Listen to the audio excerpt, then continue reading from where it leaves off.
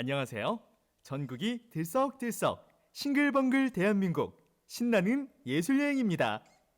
신나는 예술여행은 한국문화예술위원회가 후원하는 대국민 문화향유 사업으로 국민 모두가 문화예술을 누릴 수 있도록 전국 각지로 여러분을 찾아갑니다. 모두가 즐거운 시간이 될 수 있도록 휴대전화는 무음으로 해주시고 옆 사람을 생각하는 관람 예절을 꼭 지켜주세요.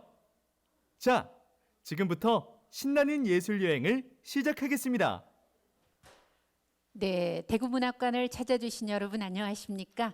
신나는 예술여행 2020 오늘은 시 콘서트로 진행하겠습니다. 어느새 10월 하순이죠. 단풍이 물들어가는 속도 그리고 가을이 깊어가는 속도가 점점 빨라지고 있는데요. 정말 가을이 깊었습니다. 이 깊어가는 계절 가을에 저는 왜 자꾸 봄날 벚꽃 지는 속도가 초속 5cm라는 시적 표현이 생각이 날까요? 생각을 해봤는데 아무래도 오늘 시 콘서트를 염두에 두고 있어서 그런가 하는 생각을 해봤습니다. 여러분의 가을은 어떻습니까? 그리고 시인의 가을은 더 궁금한데요. 오늘 두 분의 시인과 함께 가을날 오후를 여러분과 함께 하겠습니다. 이향 시인, 노태명 시인 두 시인을 소개합니다. 박수로 환영해 주십시오. 예, 두 분 반갑습니다. 우선 시 한 편을 감상하고 시인과의 대화를 이어가도록 하겠습니다. 이향 시인께서 자작시 유리문 안에서를 들려주시겠습니다.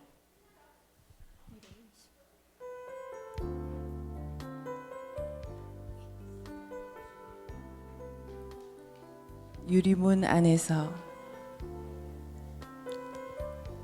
슬픔이 찾아오지 않은 지 오래다.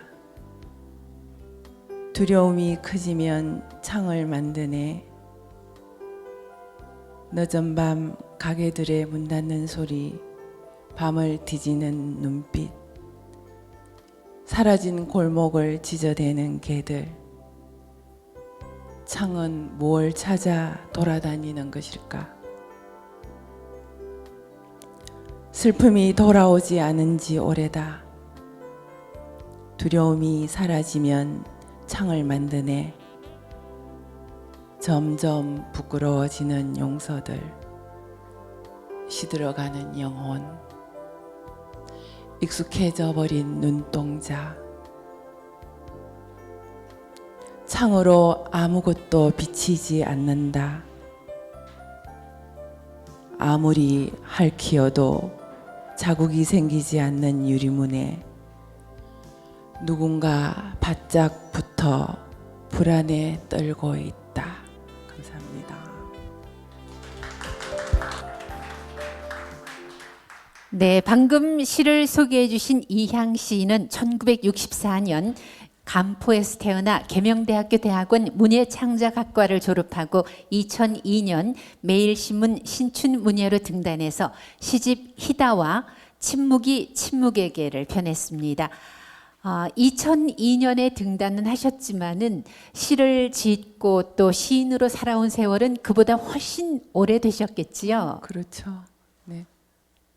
등단 2002년과 2020년 사이보다 어쩌면 더 길다고 볼 수도 있겠죠. 네. 그 시인으로 살아야겠다라는 생각은 언제 어떻게 하시게 된 걸까요? 참 궁금합니다. 시를 짓고 산다는 것은 참 낭만적이지만 또 쉬운 일은 아닐 것 같아서요. 시인으로 살아야겠다고 마음먹은 적은 없는 것 같고요. 그냥 시를 쓰고 싶었던 시절이 있었습니다. 그때가 아마 고등학교 1학년 때, 그때부터 막연히 뭔가 자꾸 껄쩍거리게 되었다는 것, 그때부터가 어쩌면 마음속에 어떤 시를 향한 씨앗 같은 게 있지 않았나 생각해 봅니다. 소위 말하는 문청 시절을 거친 거군요. 네. 그럼 그때부터 시작된 시를 향한 마음이 지금까지 쭉 이어오셨습니다. 아니에요. 그렇지 않나요? 네. 시를 향한 발걸음이 뭐 또 엉뚱한 대로 걸어가기도 하다가 또 다시 좀 시가까이 왔다가 늘 변절과 일편단심 같은 것들을 반복하며 살아온 것 같아요.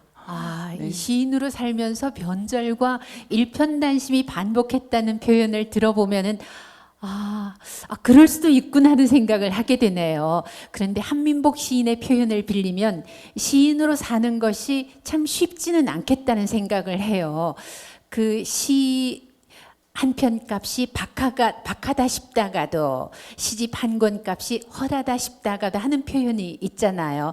그래서 시인으로 살아가는 이향 선생님은 어떨까 궁금합니다. 마이크 좀 가까이. 네. 예.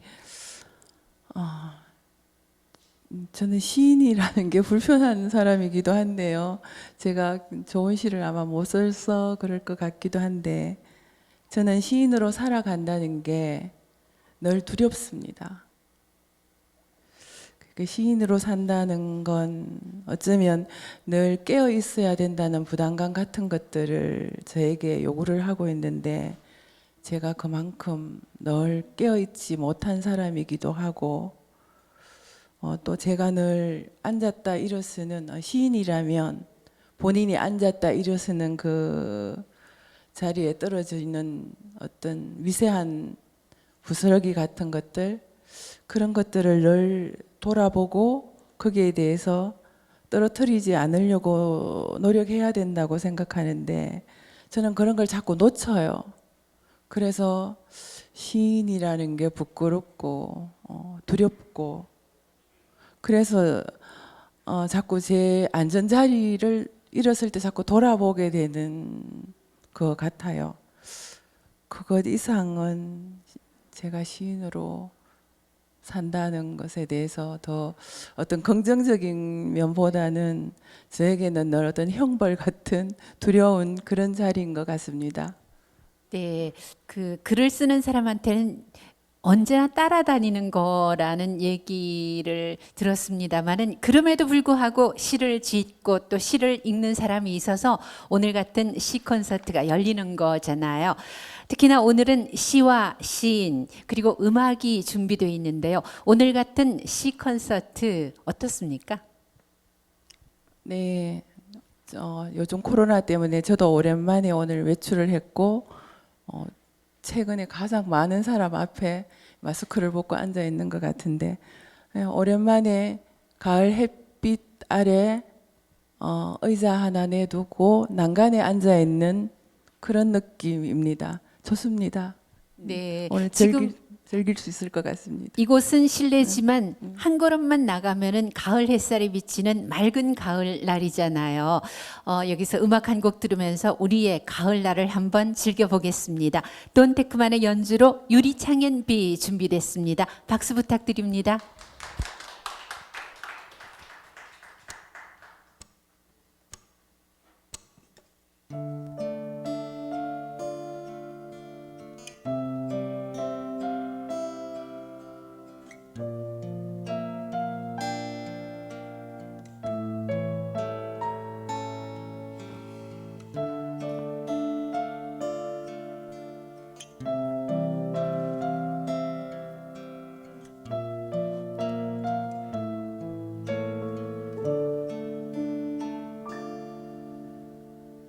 낮부터 내린 비는 이 저녁 유리창에 이슬만 뿌려놓고서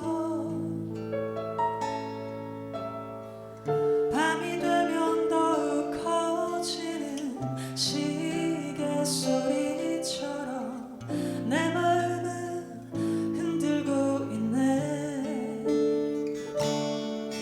이 밤 빗줄기는 언제나 숨겨놓은 내 맘에 비를 내리네.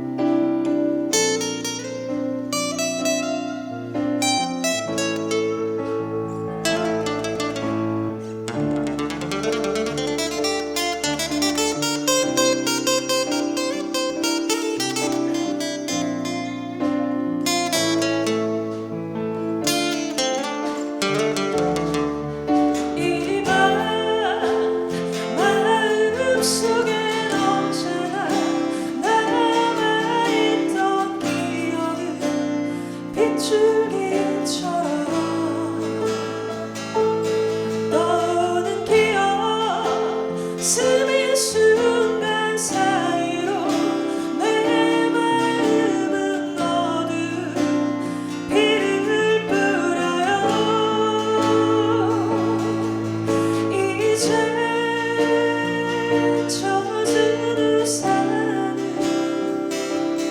펼 수는 없는가.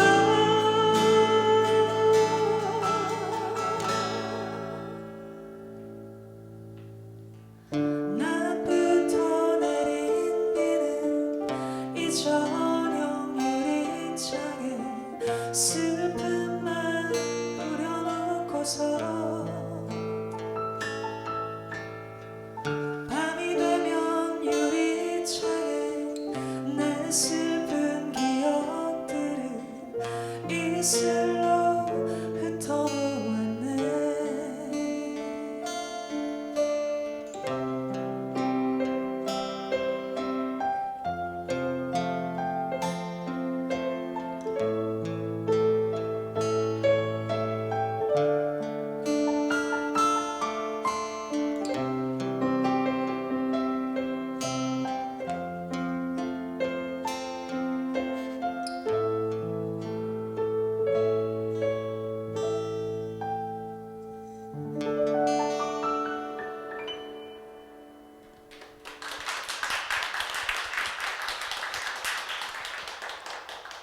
네, 이향 시인의 유리문 안에서를 감상하고 나서 서정적인 발라드 유리창엔 비를 함께 들었습니다.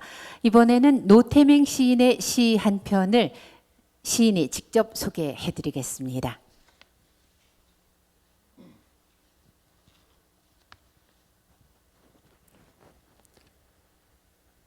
자비와 두려움의 왕이시여 이 뜨거움은 오직 붉은 바위에 새기나니. 불의 레퀴엠.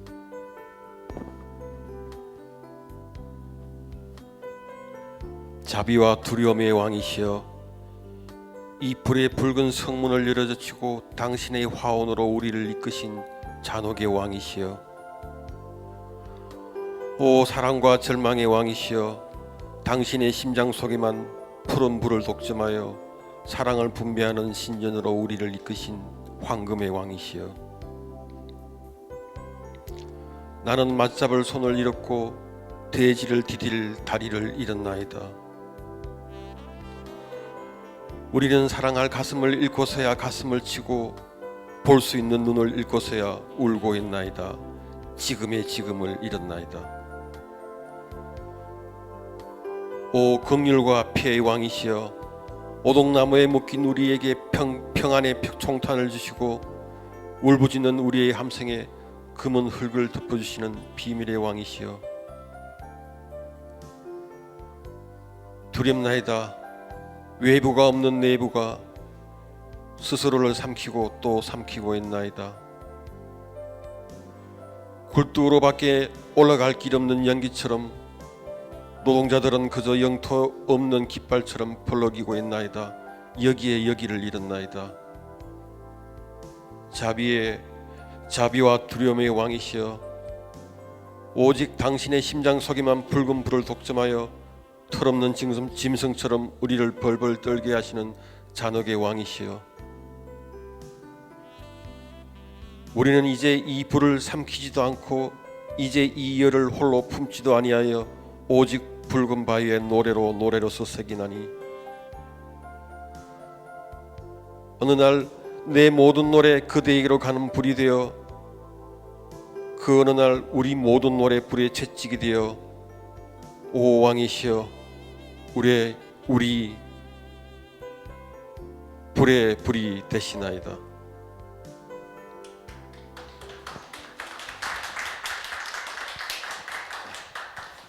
네, 시를 소개해 주신 노태맹 시인은 경북 성주에서 의사로 일하며 시를 쓰고 철학을 공부하는 시 쓰는 철학자이자 철학하는 의사로 알려져 있습니다.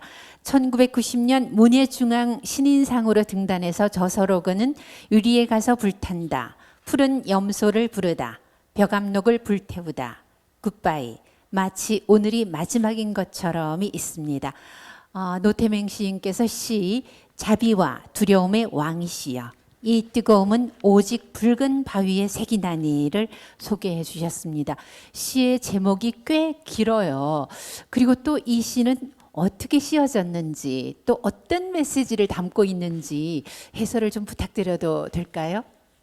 제가 시집을 이제 3권 내고 다음 시집을 레퀴엠을 연작으로 해서 낼 생각을 갖고 있습니다. 일단 지금 이거는 불의 레퀴엠 10편 중에 한 편인데 레퀴엠이라는 게 원래 우리 말로 하면은 장송곡 이렇게 됐고 이렇게 가톨릭에서 죽은 사람들 미사를 할 때 하는 그 음악들 형식들입니다. 그러니까 여러 가지 거기 달락달락해서 형식들이 있는데 그 중에서 한 형식들인데 여기서 제가 읽어보고 가끔씩 이럴 때가 있습니다. 제 시를 제가 읽어보고 시가 좀 시원찮네라는 생각이 사실 좀 방금 들었습니다. 좀 고쳐야 되겠다라는 생각이 좀 들었는데 여기서 우리가 보통 운명이라 그럴 때 우리가 영어로 라틴어로 이렇게 포르투나라고 이야기를 합니다. 포르투나는 여성 나가 붙었기 때문에 여성형 명칭입니다. 여성이라고 생각하면 부드럽지만 사실은 그 운명은 가혹하지 않습니까? 우리가 사랑이라 그럴 때 우리 삶이라 그럴 때 사랑이기도 하지만은 잔혹하고 슬프기도 하고 모든 것들이 이중성들을 다 가지고 있는 것 같습니다. 이렇게 우리 삶이라는 게 다 그런 이중성들을 가지고 있는데 일단 레퀴엠이 결국 죽은 이들에 대한 것들이기 때문에 앞서간 모든 그리고 지금 살고 있는 우리에 대한 위로 등등을 하고 싶다는 생각들과 동시에 우리 삶에 대한 이해들 삶이라는 것들이 늘상 아름답지만도 않고 그렇지만 늘 불행하지도 않고 그래서 사실은 지금도 사실은 다 힘들지 않습니까? 그 힘듦에 대해서 위로를 하고 애도를 하고 하는 그런 생각들을 가지고 있는데 하여튼 결론적으로 제가 다시 읽어보니까 좀 시원찮습니다. 일단 죄송합니다. 그 노태맹 시인은 이력이 참 특별합니다. 그 마종기 시인을 비롯해서 이시영 박사 등 글 쓰는 의사들이 여럿 있습니다만은 노태맹 시인은 시 쓰는 철학자, 철학하는 의사로 알려져 있는데요. 그 철학이라면은 높고 깊은 생각 그리고 앞서가는 생각이라고 뭐 얘기를 할 수 있습니다만은 평소 철학을 하십니까? 철학한 이런 표현들은 사실 굉장히 부담스럽습니다. 물론 제가 이제 의과대학을 졸업을 했지만은 학부는 계명대 철학과를 다녔었고요. 그 경북대 철학과 석사는 마쳤고 지금 경북대 철학과 박사과정 다니고 있습니다. 나이가 들어서 다니고 있는데 제가 앞에 많은 철학하는 선생님들 보면서 나는 철학이 난 도저히 안 되겠구나 하는 생각들을 사실 많이 하고 있습니다. 저는 그냥 책 읽으려고 다니고 있고 철학하는 의사는 아니고요. 그냥 하여튼 삼류 의사고 뭐 그렇습니다. 삼류 시인이고 그렇습니다. 오늘 두 분 시인은 굉장히 겸손하신 것 같아요. 그런데 그 의사로서 글 쓰고 시 짓는 작업을 좋아하십니까?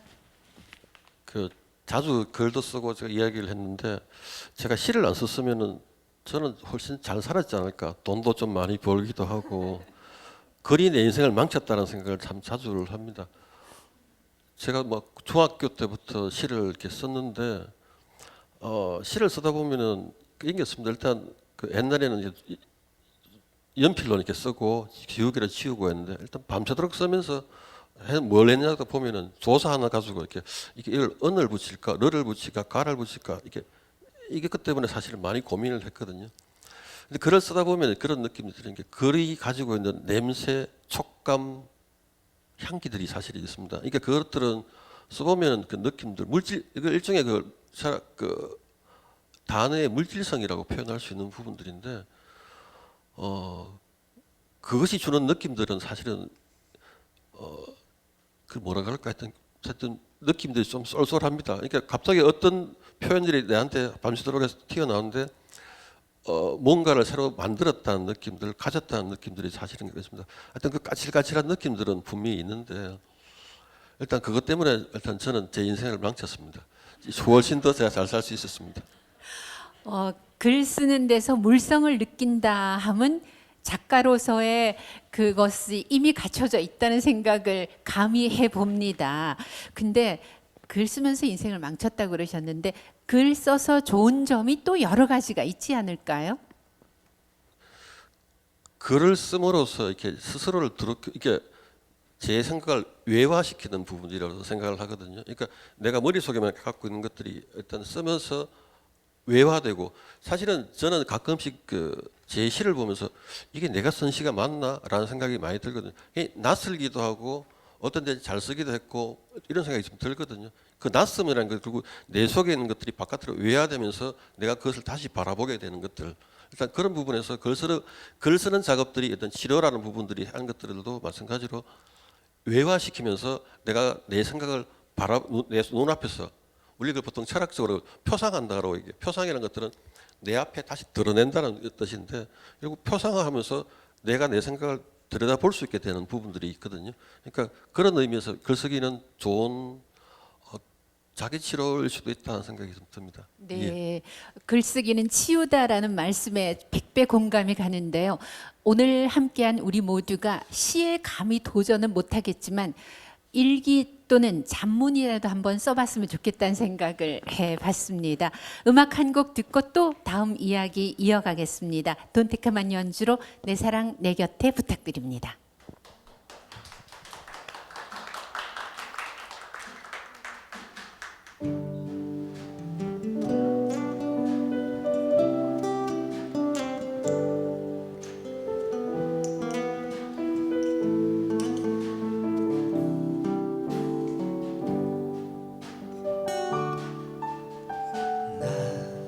이 모든 사랑이 떠나가는 날이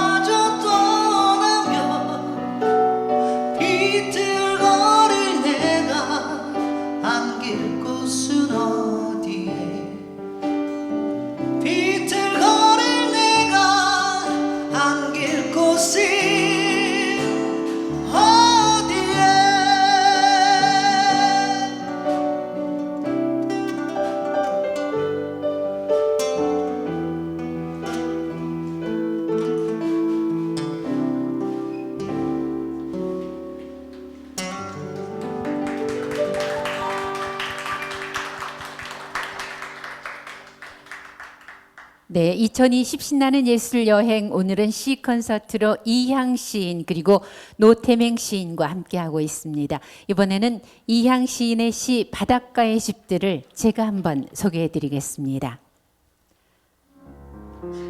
바닷가의 집들 이향 세월의 헝클어짐을 질끈 묶고 권태로움에 칭칭 감겨 늘어진 스웨터 자락처럼 일렁이며 무료해진 하루를 보내고 있다. 돌 팔매질을 해보지만 귀찮은 듯 그렇지 않은 듯 느리게 뒤척여 줄 뿐. 바다의 지붕은 주름이 깊다. 기억이란 이런 것일까? 밀려왔다가 다시 밀려가는 시간들. 어제도 내일도 경계가 없으니 늦은 아침이 낡은 소파에 앉아 소매에 붙은 보풀이나 떼고 있다. 무료함이 갈증을 일으킨다. 바다 곁에서 장미가 시들고 있다. 여기까지 오기 위해 장미는 태양을 건너왔지만 우리가 그 일을 다 알 수 없듯이 장미도 우리가 돌아가는 길을 모른다. 건너편 바다에서 빙하가 녹는지 탁자위 컵에서 그리움 같은 것이 맺혔다가 미끄러진다. 한 송이 장미는 바다를 어떻게 기억할까? 일렬로 늘어선 집들은 기억이 뭔지도 모른 채 시들고 있다.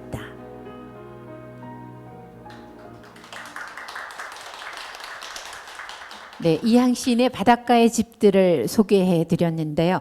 시를 읽으면서 좀 무료하다, 나른하다 이런 느낌이 들었습니다. 이 시를 지을 때 선생님의 마음이랄까 아니면 또는 이 시를 통해서 전하고 싶은 메시지랄까 이런 것이 분명 있겠지요. 네, 저는 그 가까운 간포라는 곳에서 바닷가에서 태어났습니다. 그래서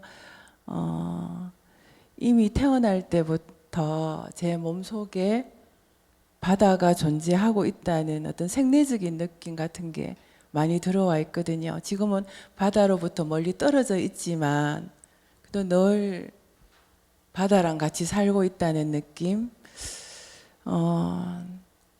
그런데 어떨 때는 제가 바다인 것처럼 착각이 들기도 한데 이제 제가 나이 들고 늙어가고 낡아가는 그런 마음을 이 바다에 빗대어 표현해야 하지 않았나 생각해 봅니다. 지금도 가끔 그 태어난 고향 바닷가에 자주 들리면 어릴 때 봤던 그 작은 어촌 마을에 그 풍경들이 거의 바뀌지 않고 그대로 있거든요. 가서 보면 그 낡아가는 지붕들, 집들, 그리고 제가 어릴 때 어른이었던 분들이 아직도 살아계시는 그런 분들이 오로지 한평생 바다만 바라보면서 바닷바람에 빛이 발해가는 듯 그렇게 낡아가는 그런 모습을 표현해보고 싶었던 것 같습니다. 네, 한 송이 장미는 바다를 어떻게 기억할까라는 대목에 저는 꽂혔는데요. 그 시인이 한 송이 장미가 아닐까 하는 생각을 했습니다. 우리는 누구나 장미일 수도 있겠죠. 네, 그러게요.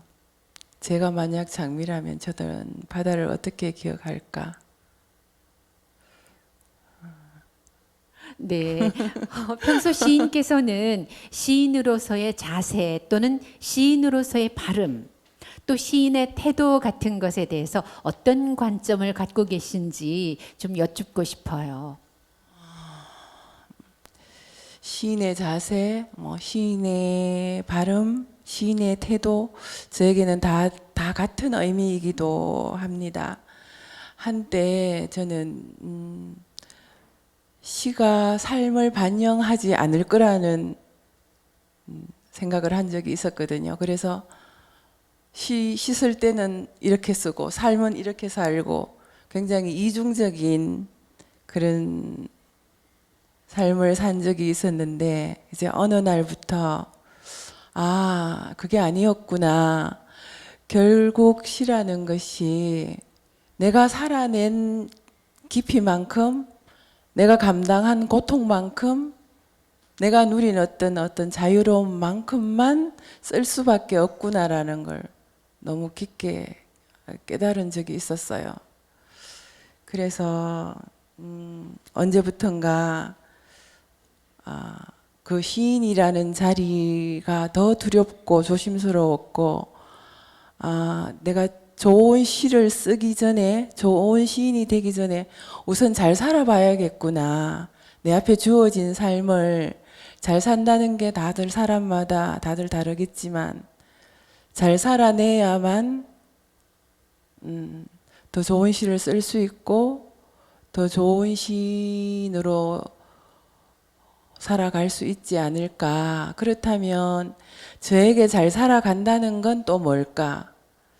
제가 지금까지 생각하고 있는 건 제가 좋은 시인이 되려고 좋은 시를 쓰기 위해서 제가 택한 방법은 어떤 것들의 눈동자를 제대로 바라보는 거라고 저는 생각하고 있거든요.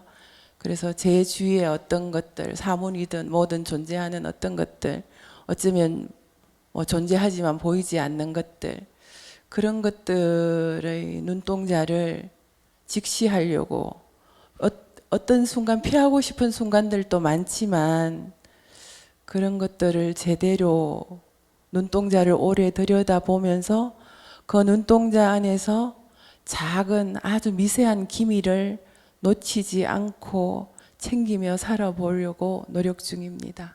네, 미세한 기미를 놓치지 않겠다는 시인의 말씀을 들으면서 시인의 시 속에는 시인의 삶이 함께 녹아 있겠군 하는 생각을 다시 한번 했습니다.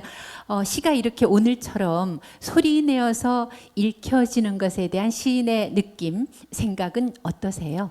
네, 앞서 노태명 선생님께서도 본인의 시를 읽으면서 시가 너무 안 좋다 뭐 그런 표현을 하셨는데 저도 제 시가 그냥 활자 제 속에 있는 웅얼거림을 그냥 뱉어냈다 그럴까요? 그냥 표현해서 활자화되어 있을 때랑 또 여러분 앞에서 이렇게 소리를 내어서 저의 목소리로 또는 타인의 목소리로 색다른 느낌이긴 한데 역시 이렇게밖에 시를 쓰지 못하나 그런 어떤 부끄러움 같은 게 더 많이 밀려오는 순간이기도 하고 저도 이렇게 얼굴을 쳐들고 남 앞에 자주 나서지를 않아서 그런지 결국 뭔가 이렇게 제 시를 드러내고 제 이야기가 드러나는 게 부끄럽고 그냥 쑥스러울 뿐입니다. 네. 네, 이렇게 겸손한 이향 시인의 더 좋은 시가 우리에게 다가오기를 기대하면서 격려의 박수 한번 부탁드리겠습니다. 감사합니다. 지금 우리가 들으려고 준비한 음악이 섬집 아기예요. 조금 전에 말씀하셨듯이 마음속에 몸속에 바다가 있는 것 같다는 말씀을 하셨어요. 이 섬집 아기를 생각하면은 그 고향 바닷가 간포가 이렇게 떠오를 수도 있겠어요. 그럼요. 지금도 제가 모래밭을 밟고 다녔던 그 모래들의 속삭임, 파도가 밀려왔다 갈 때 그 자갈들의 그런 웅얼거림 같은 게 여기서 막 들리는 것 같은데요. 유년의 기억으로 모셔드리겠습니다. 감사합니다. 섬집 아기 부탁드릴게요.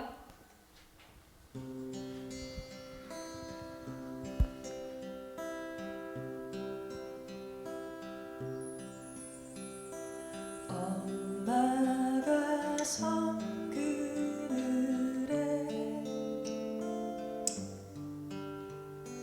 굴 따러 가며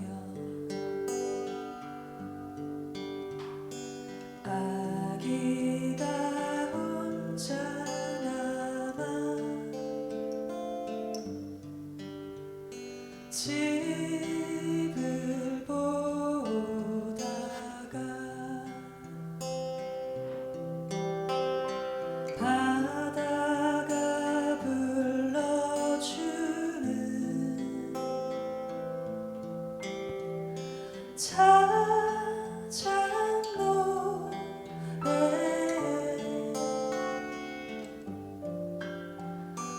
팔베고 스르르르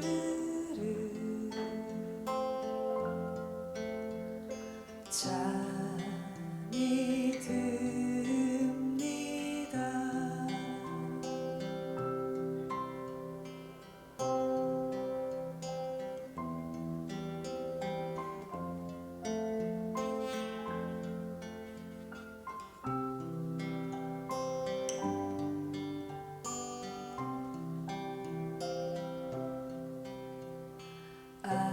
아기는 곤히 잠을 자고 있지만 갈매기 울음소리 마음이 설레어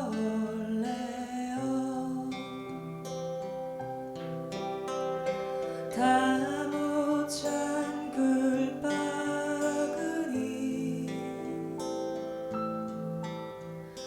머리에 이고 엄마는 모래길을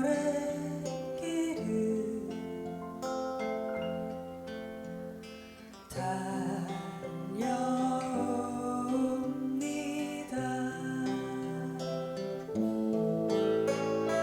엄마가 섬 그늘에 굴 따러 가며 아기가 혼자 남아 집을 보다가 바다가 불러주는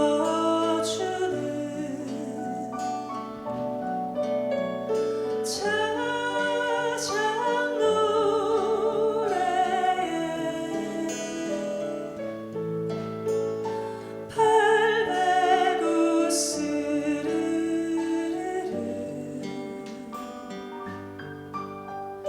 잠이 듭니다. 팔베고 스르르르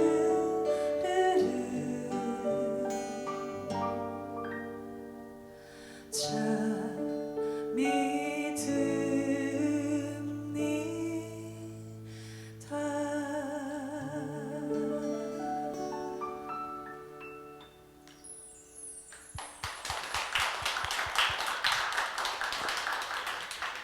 네, 시인에게는 고향 바다가 머릿속에 그려지고 또 우리는 어릴 적에 듣던 그 자장가가 어른이 되어서 또 그 자녀들에게 들려주던 동요이기도 한 섬지박이 함께 들었습니다.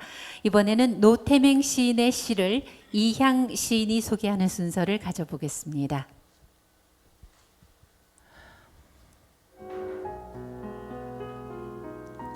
당신은 푸른 고래처럼 오시고 물에 내키엠.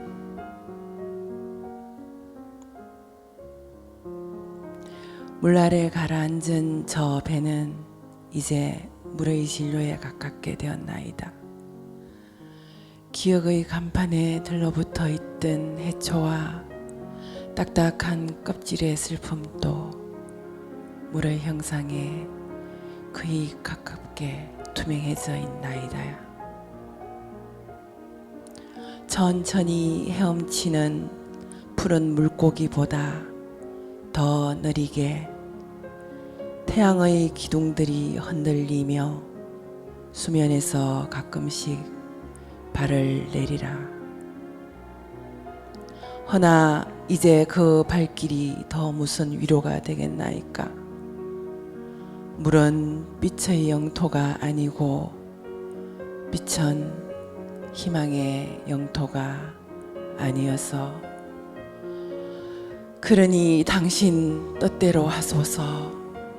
우리는 당신의 얼굴을 흔들리는 수면처럼 알지 못하니 우리가 보고 있는 당신은 지금의 당신이 아니고 우리 앞에 당신은 지금 여기에 당신이 아니어서 당신을 허릿한 수면처럼 밖에 알지 못하니 하여 당신의 뜻대로 하소서. 오지 않은 과거에서도 오고 이미 온 미래에서도 푸른 고래처럼 오는 그대여, 당신의 뜻대로 하시되 들리는 모든 소리를 당신의 목소리만 헤아리는 물 아래 가라앉은 배와 그 속에 잠든 그 그리운 이름들을 기억하고 불러주소서. 당신 뜻대로 하소서. 다만 우리를 우리 죄로 심판받은 표식이라 하지 마시고 저들을 물로 심판받아야 할 불의 자식이라 하지 마시어 우리를 물안개 위로 위로받는 섬으로 밀어 올려 주소서. 아, 이 더듬거리는 노래를 당신에게 바치오니 보소서. 물 아래 가라앉은 저 배는 이제 물의 노래에 가깝게 되었나이다. 기억의 간판에 들러붙어 있는 해초와 딱딱한 망각의 막막함도 물의 물에 가깝게 둥그러지고 있나이다.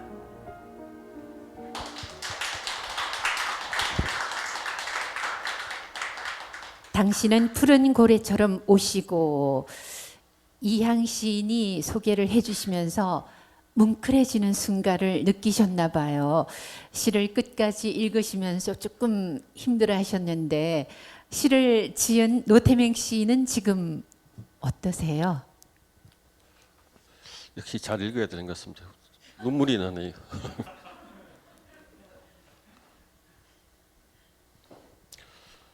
이 동료 시인이 읽으면서 이렇게 가슴 뭉클해졌다는 것은 한 사람의 가슴을 또는 한 사람의 마음을 크게 움직였다는 반증이 아니겠습니까, 선생님? 그 아까처럼 이렇게 너무 자학하지 말고 너무 괜찮은 시 같습니다. 그 시인께서도 눈물을 훔치셨는데요. 노태명 시인께서 처음에 소개를 해주셨던 시 자비와 두려움의 왕이시여 이 뜨거움은 오직 붉은 바위에 색이 나니에는 불의 레퀴엠이라는 부제가 붙어 있고요. 방금 감상한 당신은 푸른 고래처럼 오시고에는 물의 레퀴엠이라는 부제가 달려 있습니다. 그 아까 잠시 소개를 해주셨습니다만 연작시 같은 느낌도 들고요. 우리가 이 시를 감상하는데 팁을 하나 알려주신다면 어떤 거를 말씀해 주실까요? 언제 될지 모르겠지만은 조만간에 나와야 되는데 일단 시집으로 묶을 생각을 하고 있는데 일단 우리 사원소를 할 때 물, 불, 공기, 흙 이렇게 보통 이야기를 하는데 불의 레퀴엠 10편, 물에 각각 10편씩 해서 한 40편으로 지금 계획은 40편으로 해서 그 레퀴엠으로 된 시집을 하나 낼까를 생각을 사실은 하고 있습니다. 일단 이 사원서를 통해서 과거에 대한 것들을 기억하고 애도하고 그러면서 미래를 바라보는 일단 그런 의미로 일단 생각을 하고 있는데요.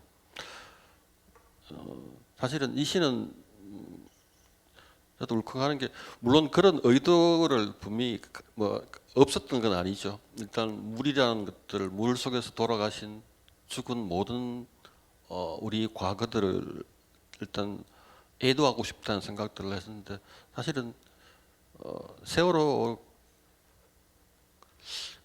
그게 생각이 나니까 그러니까 이 그 말 속에 왜 자꾸 울음이 배어 있는지에 대해서 사실은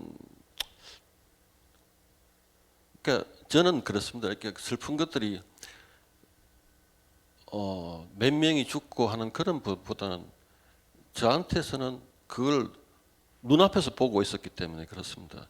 그러니까 현장 중계로 누군가가 죽고 있는 모습을 사람들은 이렇게 그 생각을 잘 안 하는 것 같은데 우리는 현장 중계로 몇백 명이 죽고 있는 그걸 보고 있었거든요. TV로 계속. 단지 그게 칠판에 가려서 보여지지 않았을 뿐이지. 근데 그거는 사실은 너무 슬픈 일이기도 하고요. 사실 그렇습니다. 일단 뭐 꼭 세월에 대한 시만은 아닌데 일단 하다 보니까 모양들이 많이 비슷해지고 또 그게 내한테 들어가다 보니까 제가 쓴 글이긴 하지만 어차피 뭐 하여튼 글이긴 하지만 자꾸 그게 생각이 나서 사실 저도 울컥울컥거리기도 합니다. 네, 우리 모두를 먹먹하게 하는 시를 함께 감상했습니다.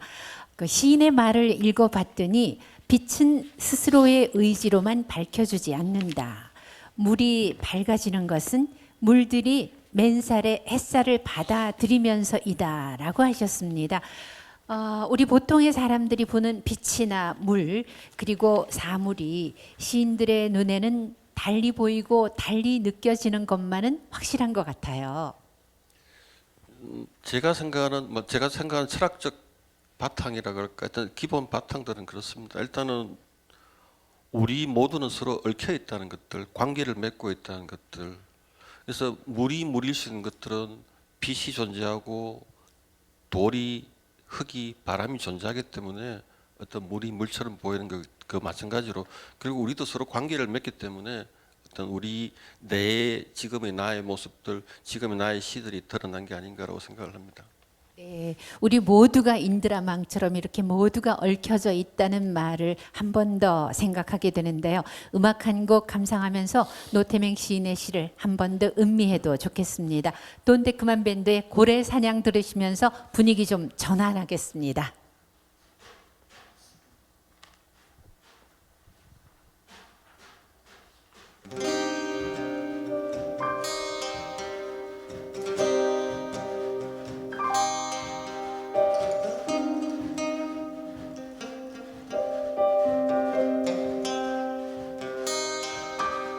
술 마시고 노래하고 춤을 춰봐도 가슴에는 하나 같은 슬픔뿐이네.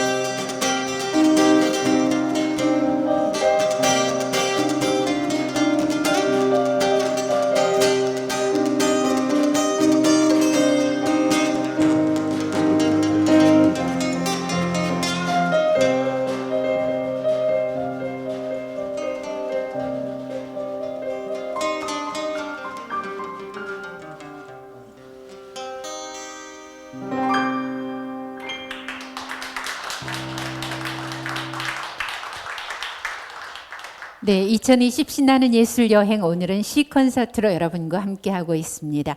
지금까지 시인의 목소리로 자작 시를 그리고 동료 시인이 상대방 시인의 시를 그리고 또 제가 시를 한 편 소개해 드렸는데요. 이번에는 오늘 함께 하신 관객 중에서 한 분의 목소리로 감상해 보겠습니다. 시작해 보실까요?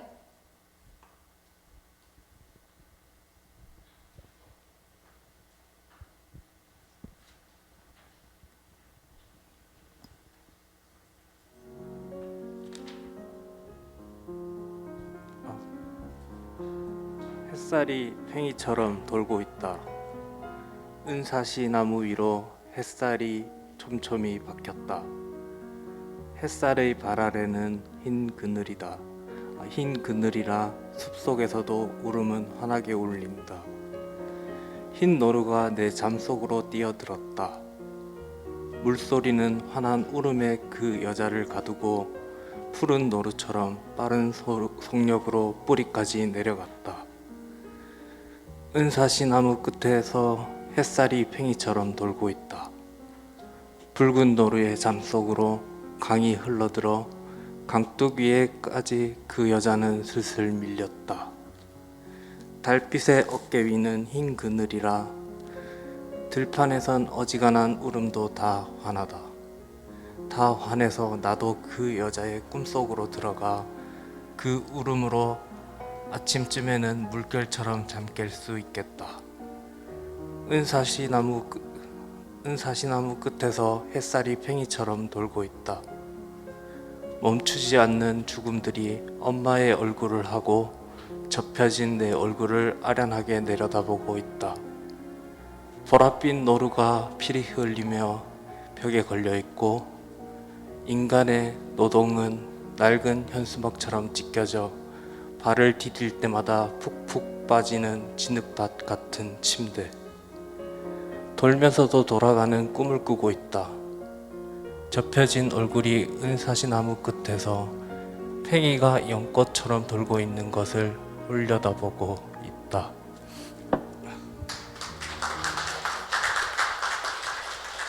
네, 노태맹 시인의 시를 소개해 주셨는데 본인 소개 좀 부탁할까요?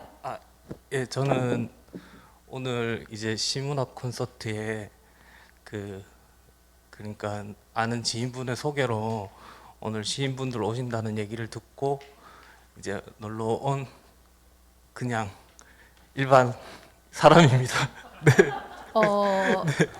일반 사람이라고 네, 본인 네. 그냥 이름은 너무 평범한 사람이라서 네, 네. 시를 좋아하는 네. 네, 그 가을이면 청명한 하늘을 찾아서 그리고 단풍과 충만한 들판을 찾아서 야외로 나가는 사람이 참 많은데 오늘 이렇게 시 콘서트장을 찾아주셨습니다. 평소에 좋아하는 시인이라든가 즐겨 읽는 시가 있나요? 김수영 시인을 좋아합니다. 아, 그러시군요. 네. 시를 평소에도 많이 좋아하시는 것 같네요. 그러면 이 오늘 소개해 주신 시를 지은 노태맹 시인에게 혹시 질문하고 싶은 거 있나요? 질문이요.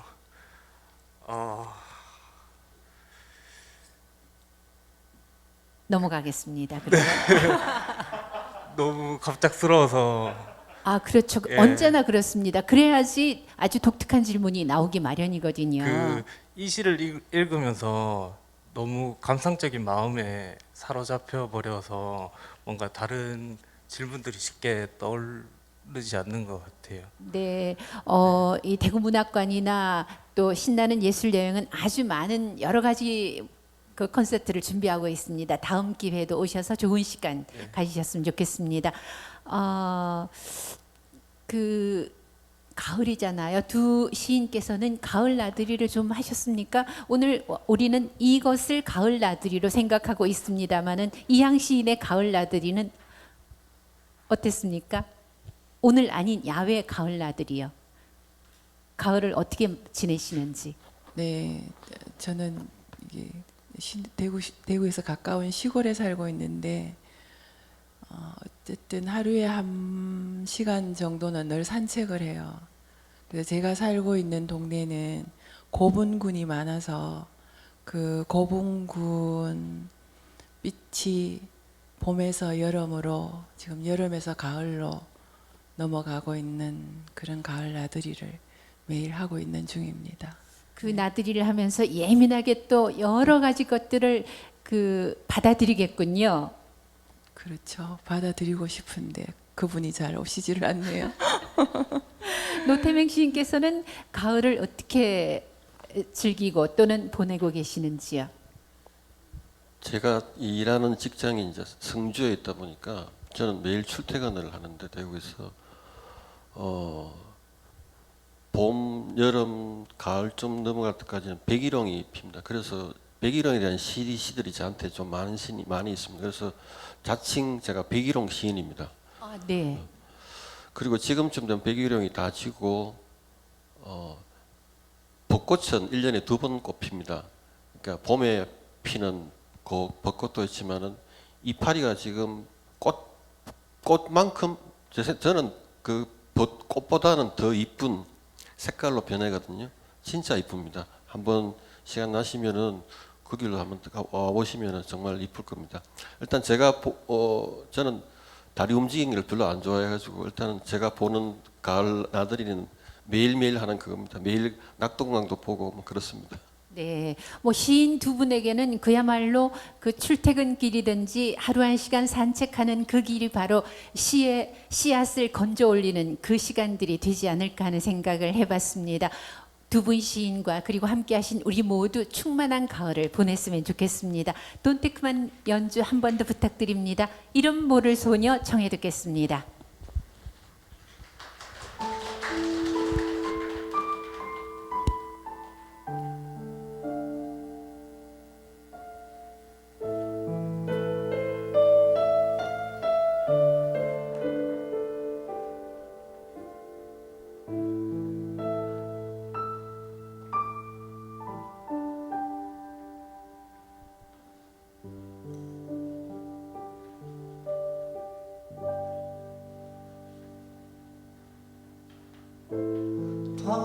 버들리 떠나가 연못 위에 뛰어놓고 쓸쓸히 바라보는 이름 모를 소녀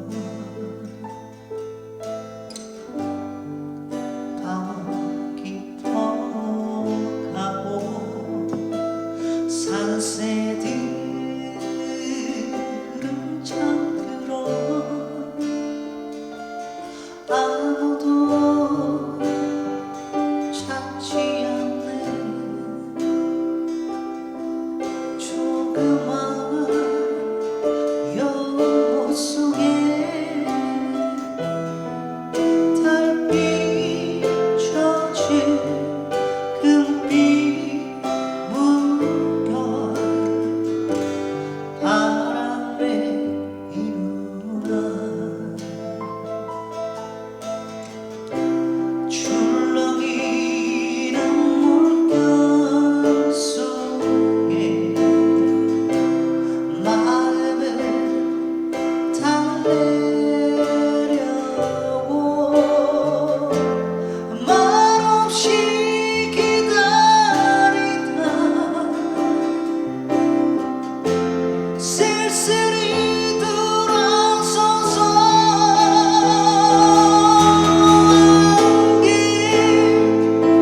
속에 떠나가는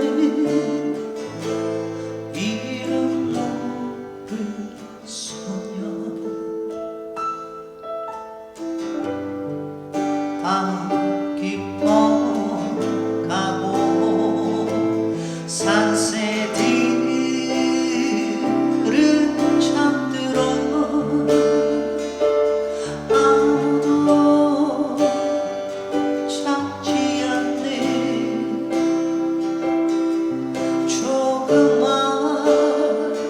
연못 속에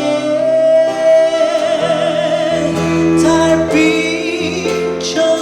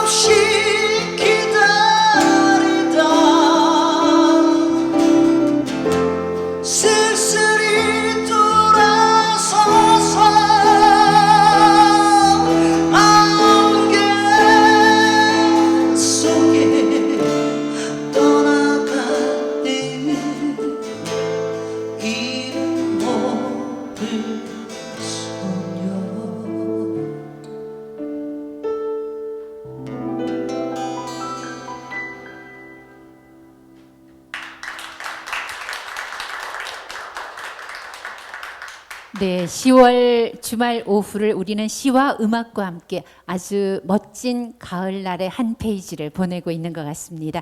이번에는 이향 시인의 시 밤의 그늘을 노태맹 시인의 목소리로 감상해 보겠습니다.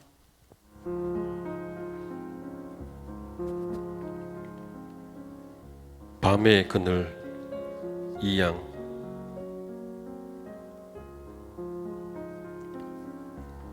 나무는 나무에서 걸어 나오고 돌은 돌에서 태어난다. 뱀은 다시 허물을 껴입고 그늘은 그늘로 돌아온다. 깊고 푸른 심연 속에서 흰 그늘을 뿜어 올리는 검은 등불. 낮에 펼쳐둔 두꺼운 책갈피로 밤이 쌓인다.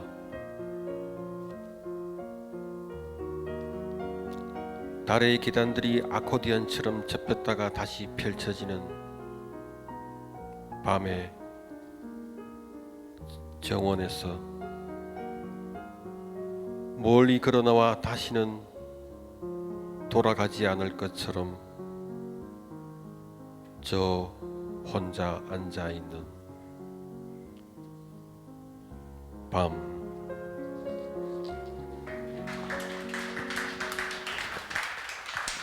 네, 이향 시인의 밤의 그늘 함께 감상했습니다. 이향 시인의 말을 읽어보면요, 그때는 왜 그렇게 보이는 것만 봤을까? 시가 뒷면에 더 가까이 있다는 것을 믿지 않았던 것은 아니었을까? 어차피 시는 잘 보이지 않는 것에 대한 이야기인데 보이는 것을 찾아 떠돌아다녔다라는 대목이 있었습니다. 여기서 어차피 시는 잘 보이지 않는 것에 대한 이야기인데 에서 정말 그렇겠구나 싶었습니다. 자세한 얘기 좀 듣고 싶어요. 오랫동안 삶에 대한 오해가 저에게는 있었던 것 같습니다. 오히려 보이는 것이 보이지 않는 것인데 늘 뭔가 보려고 멀리 떠돌아다녔던 것 같아요. 하나를 알면 오히려 세계가 가려진다는 말을 들은 적이 있거든요.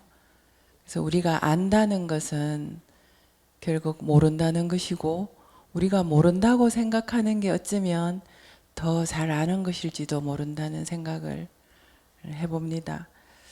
그동안 가까이에 있는 어떤 것들, 바로 그 사람 얼굴 뒷면이 그 사람의 진짜 얼굴인데 그 얼굴을 찾아서 멀리 신발의 뒤축이 다 닳도록 떠돌아다녔던 것 같은 생각이 듭니다. 그래서 오히려 시라는 것이 대부분 사람들이 생각하기에 뭐 감상적이고 화려하고 뭐 음악적이고 그런 어떤 수식어를 많이 붙이는데 제가 요즘 생각하는 시는 어딘가에 가려져 있기 때문에 더 잘 보이는, 어딘가에 가려져 있어서 오히려 더 진실에 가까운 그런 것들이 아닐까. 그런 어떤 가려져 있는 것들 속에 가려져 있는 것들의 뒷면을 덜쳐내서 오히려 우리 삶의 진실을 찾아내야 되지 않을까, 그런 생각을 해봅니다. 그 시인의 진솔한 답변을 들으면서 우리는 아주 반걸음 또는 한 걸음이라도 시에 다가가고 있는 것 같다는 생각을 해봤는데요. 시를 지으면서 또는 시인으로 살면서 아, 참 시인이 되길 잘했구나 싶을 때가 있었지요. 글쎄요, 저에게는 한 번도 그런 순간은 없었던 것 같아요. 저도 그 노태맹 선생님처럼 지금 뭐 시를 열심히 쓰고 잘 쓰고 좋은 시인도 아니지만 진작에 시를 집어 던졌다면 좀 홀홀 날개를 달고 오히려 더 잘 날아다닐 수 있었지 않을까. 저한테는 이 굴레 같은 이 시 때문에, 이 시시한 시 때문에 인생이 시시해져 가고 있습니다. 아, 정말 이런 얘기를 들을 때는 제가 어떤 얘기로 답변을 해야 될지 참 막막한데요. 그냥 참 향기로운 가을이다라고 그냥 두루뭉실 넘어가고 싶습니다. 돈테크만의 노래 다시 한번 듣겠습니다.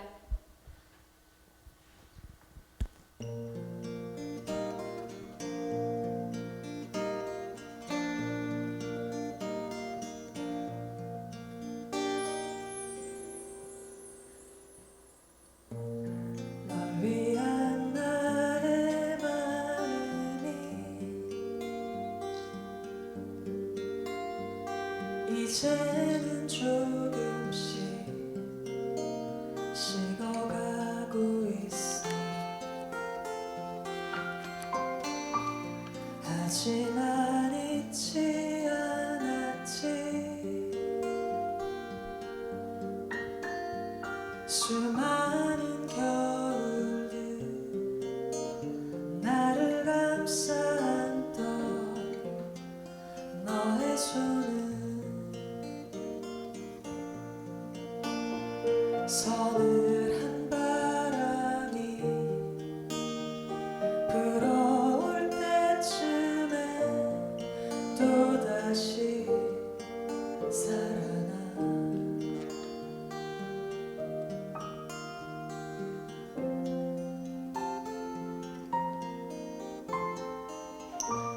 그늘진 너의 얼굴이 다시 내게 돌아올 수 없는 걸 알고 있지만 가끔씩 오늘 같은 날 외로움이 내려올 때 내 마음속에 조용히 찾아와줘.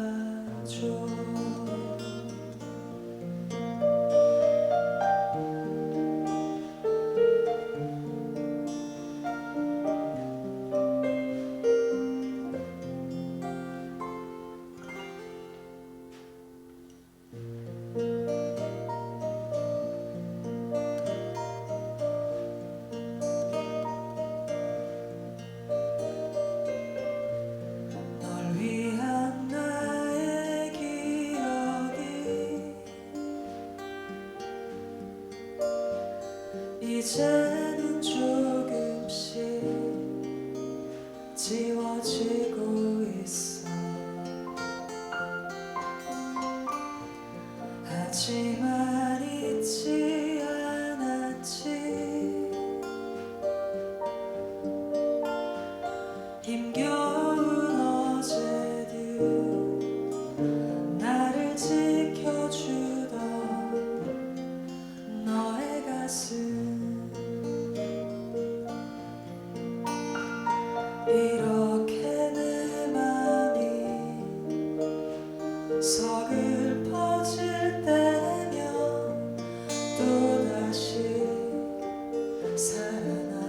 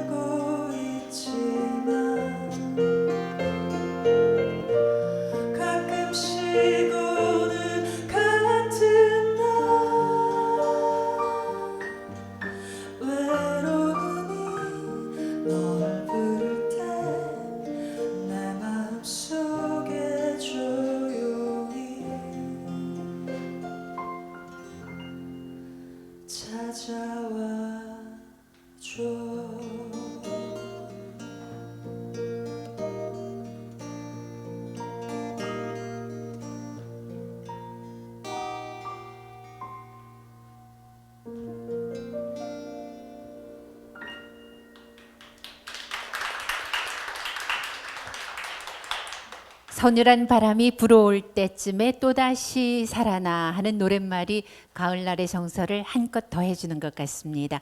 나의 외로움이 너를 부를 때 돈테크만의 연주와 노래로 함께 감상했습니다. 이번에는 노태맹 시 백일홍은 사막이다를 제가 소개해 드리겠습니다. 백일홍은 사막이다.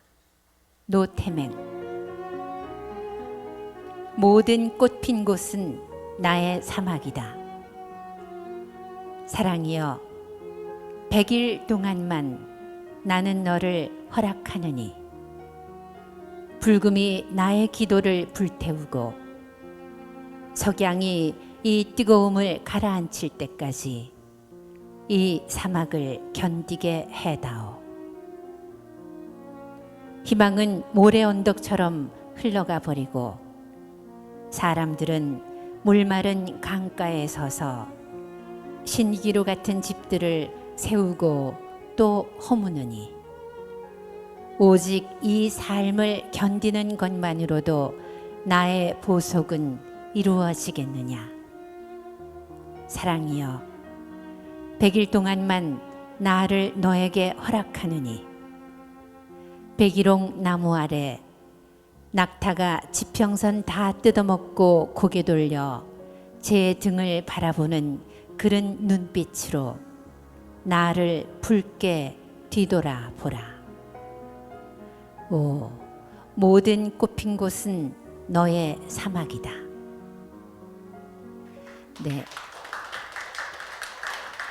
백일홍은 사막이다. 노태맹 시인의 시였습니다.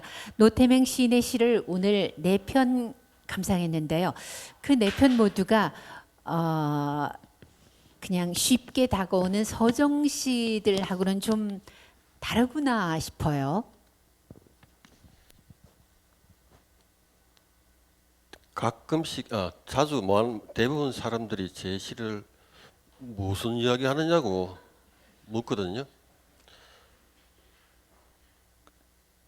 저는 제 시를 읽고 이게 내가 무슨 뜻으로 썼지? 라고 질문을 합니다. 사실은 저도 이게 무슨 이야기인지 잘 모릅니다. 이건 진심입니다. 제가 자주 이야기하는데 진심으로 이게 무슨 뜻이야? 이게 뭐 논리가 맞나? 라는 생각이 사실은 들거든요.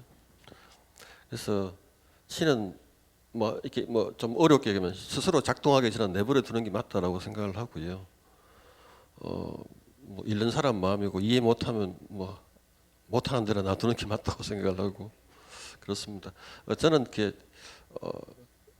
오늘은 그 낭송하는 데라서 제가 읽기가 좋은 글들만 뽑아다 보는데 저는 주로 이제 보이는 이미지를 좀 많이 씁니다. 그래서 붉고 푸르고 색깔들을 좀 많이 쓰는데 그렇잖아요. 이렇게 화가들 그 전시회 가서 당신 이게 무슨 뜻이야? 무슨 뜻으로 이 그림을 그려서라고 물으면 사실은 좀 말도 안 되는 소리지 않습니까? 그냥 느낌으로 받아들여야 되는데 시는 왜 그렇게 받아들이면 안 되지라는 생각이 사실은 듭니다. 그러니까 모든 서정시들이 이렇게 쉽게 다가오는 그것만이 시정시는 아니지 않겠는가 생각이 드는데 저도 이게 좀 쉽게 쓰려고 많이 노력하거든요. 하는데 잘 안 됩니다. 이게 그래서 이름이 없는 시인으로 지금 남아 있습니다. 알겠습니다. 오는 대로 받아들이겠습니다. 근데 제가 질문하니까 저 보컬도 선생님이 무슨 답변을 해주실까 하고 고개를 쑥 내밀어서 궁금해하고 있었습니다. 그냥 답변은 듣는 대로 보는 대로 느껴라 하는 거죠. 일단 늘 죄송합니다. 죄송한 불친절한 시인이라서 죄송합니다. 노태맹 시인은 철학하는 의사로 알려져 있고 시집 가운데 벽암록을 불태우다라는 제목의 시집이 있습니다. 벽암록은 중국 당나라 불교 선승들의 수행서로 알려져 있습니다. 그 내용인 안에서 읽기도 힘들다고 하는데 선생님께서는 그 벽암록을 다 읽고 나서 벽암록을 불태우다라는 제목의 시집을 쓰지 않았을까 하는 생각을 해봤습니다. 그건 전혀 오해입니다. 그럴 리가 없습니다. 일단 사실은 지난 학기에 제가 대학원 수업하면서 마침 벽암록 수업이 있었는데 이게 비대면 수업인 바람에 수업을 못 들었는데 저 벽암록 책을 보통 이게 장서각에서 나온 책이 3권짜리가 있거든요. 있는데 제가 다 넘기긴 다 넘겼는데 내용을 파악한 적은 없습니다. 저는 거기는 이미지들만 갖고 옵니다. 이렇게 읽다 보면 이렇게 쑥 넘어가다 보면 이미지들이 나타나거든요. 이미지만 가져와서 그 이미지만 써먹었지 사실은 벽암록 잘 모릅니다. 사실 벽암록에 그 나오는 글들이 그 선수행자들의 개송, 다시 말해서 시 아니겠습니까? 예, 그렇죠. 예. 저는 그게 시라고 저는 생각을 합니다. 그렇습니다. 노태뱅 시인은 시집 외에도 산문집으로 굿바이 마치 오늘이 마지막인 것처럼 있습니다. 지금 성주에서 병원 근무를 한다고 들었습니다. 그 근무하는 의료 현장에서의 이야기가 바탕이 된 책인가요? 예, 그 이야기는 뭐 이게 길게 할 수는 없을 테고 제가 노인병원에 이렇게 근무를 하고 있습니다. 그 병원 제 병원 아니고요. 사람들이 자꾸 부자겠네라 생각하는데 부자 아니고 그냥 취직이 있습니다. 어제도 갑자기 한 분이 돌아가셨어요. 불과 몇 시간 전에 저하고 이렇게 뭐 대화도 하고 그러는데 뭐 갑자기 돌아가시더라고요. 뭐 상태가 안 좋은 상황이긴 했는데 하여튼 제가 책에도 써놓듯이 제가 한 700, 800경 정도 내 눈앞에서 돌아가신 분들이니까 한 10몇 년 동안요. 그리고 요즘은 이제 바깥에서 뭐 자살을 하거나 뭐 변사되거나 하면 우리 장례식이 붙어 있어가지고 그만을 제가 주로 합니다. 우리 병원에서. 그래서 늘 제 눈앞에서는 죽음이 늘상 보여 있는 상태이기도 하고요. 그리고 늘 노인들이 그냥 침대에서 눈만 뻥 따고 이렇게 살고 있는 거고. 그러니까 결국 똑같은 이야기긴 한데 시 이전의 문제긴 하고 우리 삶의 문제긴 한데 이렇게 우리가 마지막을 맞아서는 되겠는가라는 생각들을 사실은 많이 합니다. 그래서 물론 여러 생각이 들죠. 이렇게 사는 게 뭐지? 뭐 등등 들면서 일단은 제가 이 책에 쓰는 것들은 이렇게 죽어서는 그리고 이렇게 늙어서는 안 되겠다는 생각들을 했는데 그게 답이 있는 건 아니고요. 그래서 질문을 던져본 겁니다. 질문을 던지면서 어떻게 잘 늙을 것인가? 그 질문들은 정말 필요한 부분이라 생각하는데 이런 시스템으로 그리고 이런 방식으로 늙어서는 저는 안 된다고 생각을 합니다. 네. 그래서 마치 오늘이 마지막인 것처럼 안녕이잖아요. 그렇게 하루하루를 밀도 있고 충만하게 살다 보면은 잘 사는 삶이 또 품격 있는 죽음을 맞이할 수 있지 않을까 하는 생각을 해보는데 죽음의 현장에 가장 가까이 계신 그 시 쓰는 의사가 해주는 말을 우리가 다시 한번 새길 필요가 있을 것 같네요. 노태맹 시인의 다음 작품이 기대됩니다. 돈테크만의 연주 감상하시죠. 못다 핀 꽃 한 송이.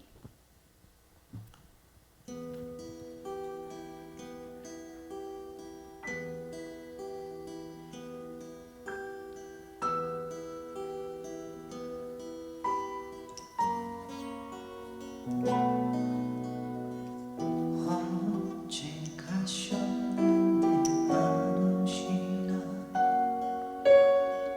한입 두고 가시니만 가지 위에는 무척 시원하고 이는 바람 소리 남겨놓고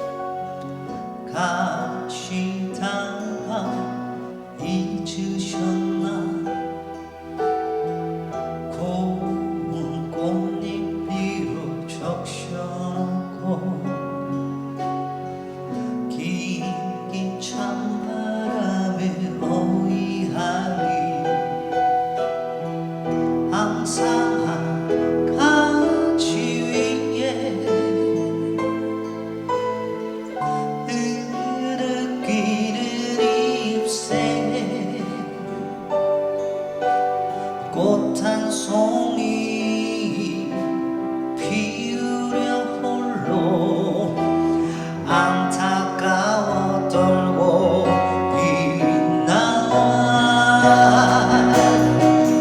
함께 울어주던 새도 지쳐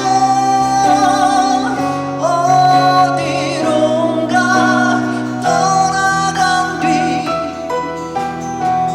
님 떠난 그 자리에 두고두고 못다 핀 꽃 한 송이 피우리라.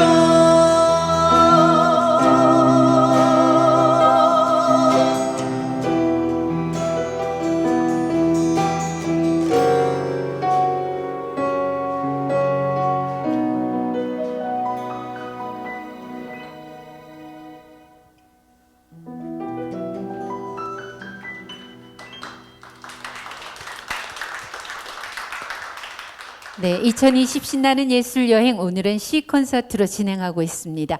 이제 오늘의 마지막 시 한 편을 소개하겠습니다. 이향 시인의 시 한순간을 관객 한 분이 소개해 주시겠습니다. 어느 분이신가요?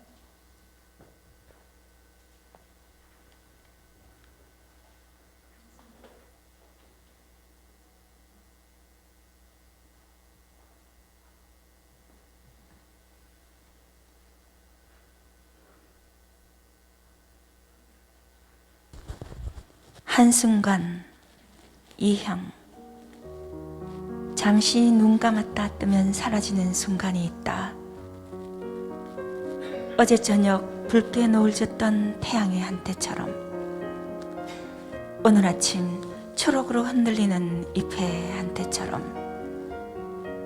한순간이란 붙잡아두고 싶은 것이어서 새벽마다 물방울이 맺히는 걸까.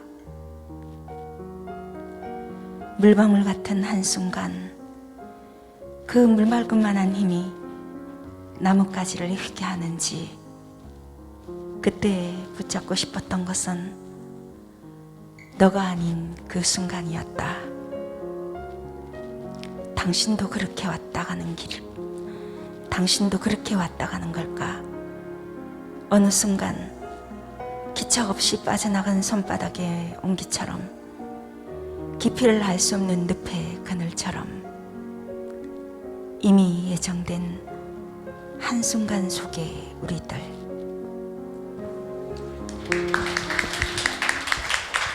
네, 이향 시인의 시를 소개해 주셨는데요. 우리가 살고 있는 순간순간은 참 많습니다. 여기 시에서 얘기하는 붙잡아두고 싶은 순간, 행복했던 순간, 황홀했던 순간들이 참 많겠습니다만은 방금 시를 소개해 주신 그 관객의 붙잡아두고 싶은 순간은 언제일까 여쭤봐도 될까요? 지금 이 순간입니다.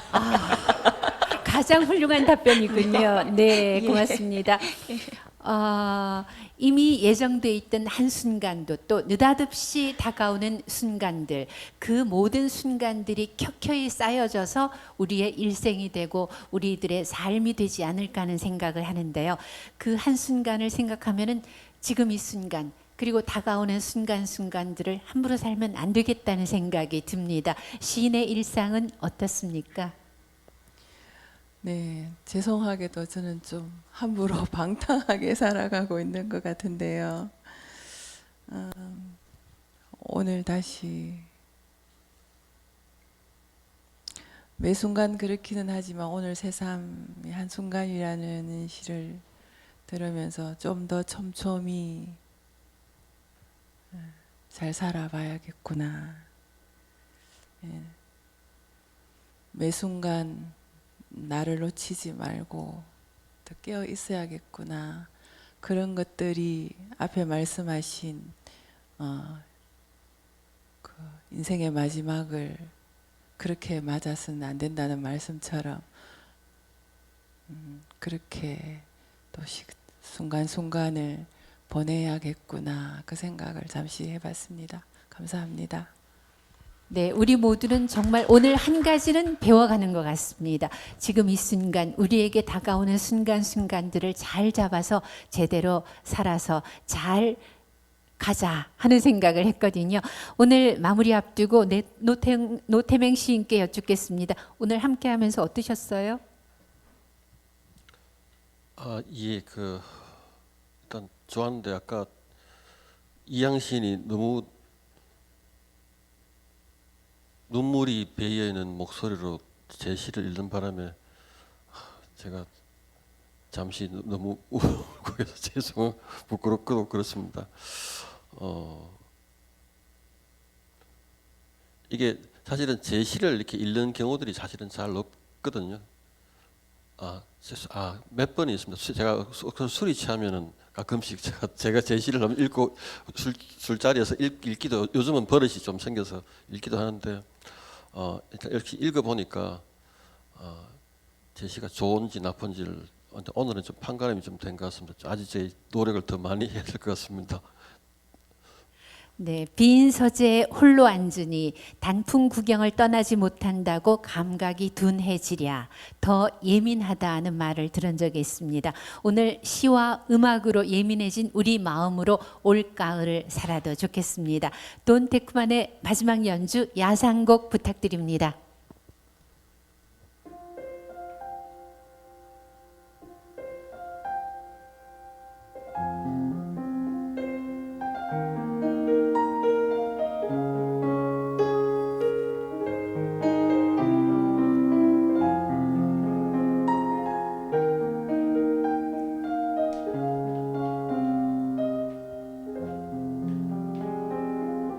바람이 부는 곳은 더운 내 맘 사겨주려 계절이 다가도록 나는 내 맘 태우네 꽃잎은 날리던 늦봄의 밤 아직 남은 님의 향기 이제 나오시려나 나는 내 맘 태우네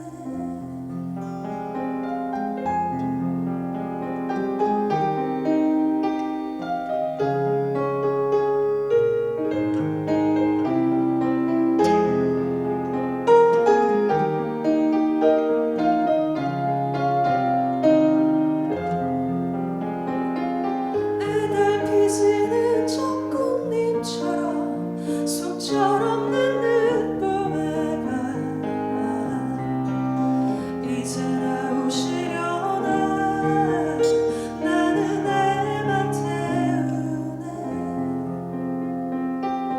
구름 위에서 전하는 말 그 사람은 널 잊었다 살아서 맺은 사랑이여 신랑 같아 부질없다 꽃이 내 꽃이 지네 부는 바람에 꽃이네